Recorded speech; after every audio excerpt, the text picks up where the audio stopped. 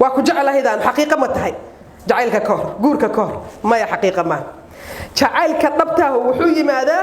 بعد الدخول بس أصلا بنا شريعة إنه ما بقبته جعل لجله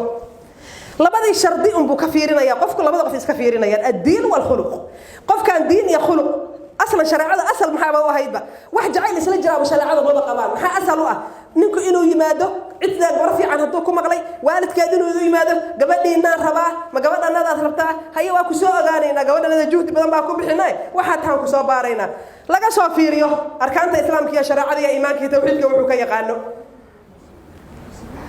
خلاص هدي دينتي سي خلقيسه او توسو gabadhii in loo yiraahdo hooyo alxamdulillah guurna waad gaartay qofkaana waa noo ka soo doontay kufna waa u aragnay oo istakhaaraysan insha Allah ta'ala خلاص reerkii saas la isugu dhifo jacaylki markaas kadib ha u bilowdo ilaahay sheegay ya ixtiraamkii iyo halkaas uu ka bilaabanaya laakiin jacayl banaanka lagu soo dhameeyay gudaha la isku lama tago boojo ku dhamaada idan markay guriga isla tagaan ba intii beentaad way isla soo jileen waqtay marka ugu horeysa la isu guriyo waa dirirayaan maxaa kale jacayl ma harin badee intii beentaad oo hore isugu soo sheegeen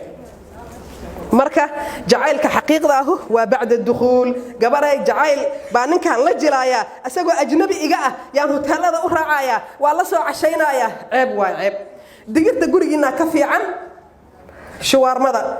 digirta gurigiina ka fiican ayadana ka macaan maxaa yeelay cifadii gurigiina sharaftaadii baad ku cunaysaa tan laakiin sharaf daraad ku cunaysaa teeda kaleeto waxaan maqli jiray xoolo ragad maxay ka xisaabsan yihiin waxba la sheegi jiray